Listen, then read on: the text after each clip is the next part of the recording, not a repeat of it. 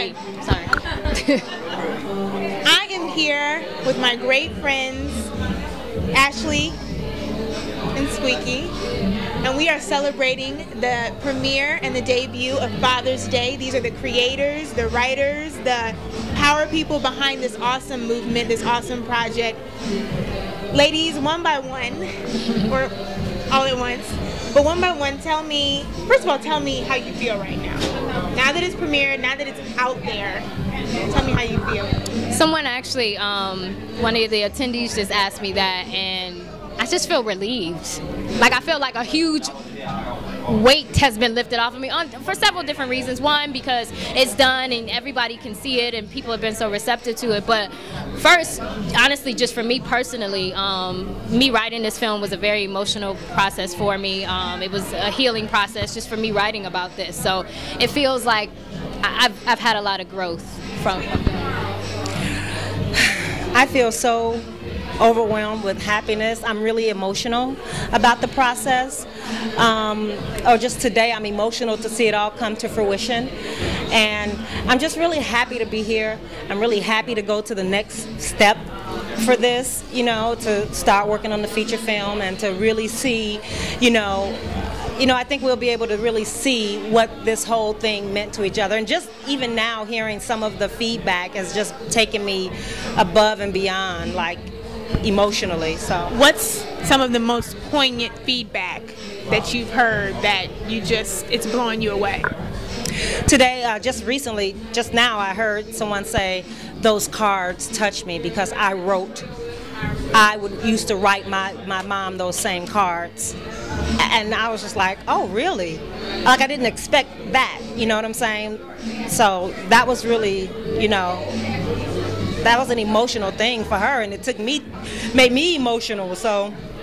Also, another compliment too that I just received as well was that the film had a good balance. And actually, someone from NFI was saying sometimes they get really annoyed when they feel like things are very one-sided, and there are a lot of things out there that just bash the father, and it's all the father's fault. But they felt like we did a good job with showing a good balance between the father and the mother in the film. How has this changed your own relationship with your mom?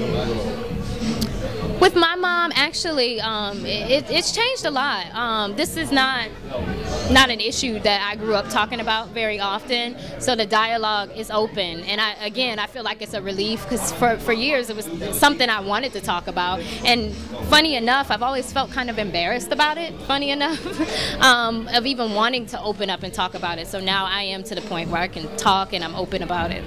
Tell us some of the next steps. What's coming next for Father's Day and the movement? Well, right now we're going to run it in the film festival. We are in the process of, preparing the feature film, and ultimately we want to do a feature, and then we want to do a TV show, really raw. HBO, Showtime, raw, gritty television show. So those are some of the things that we have an interest with doing. That's some of the places we want to take this. If you could say what your ideal impact of the film would be, what is that? For one, I would like to see the numbers change. That ugly percentage of, kids growing up in fatherless homes. I'd like for that to change.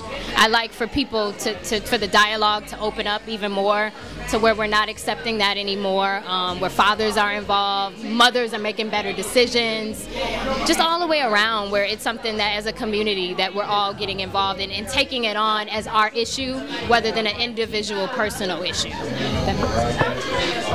I think, the film for me was, we wanted people to think. It wasn't about beating you over the head with a bunch of statistics.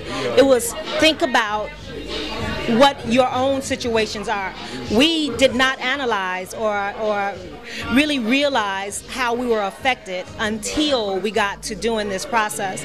And so the biggest thing is to have people sit there and think about how they really were affected. The woman with the cards who said, oh my God, I used to write those same cards, but what did that do to her? And what does that do how do you live going forward? Does that mean you're thinking 100% about every man that you deal with or that you date to see, hey, I don't need to be, I need to really be making conscious decisions. You know what I'm saying? That's kind of where we wanted it to be. We want people to really just think, think about the impact that they had from not having the father in the home and how they want to make the change going forward. And after you get them to think, what do you want to happen? After people have thought about it and processed it, then what do we do? Well, hopefully we all make a change.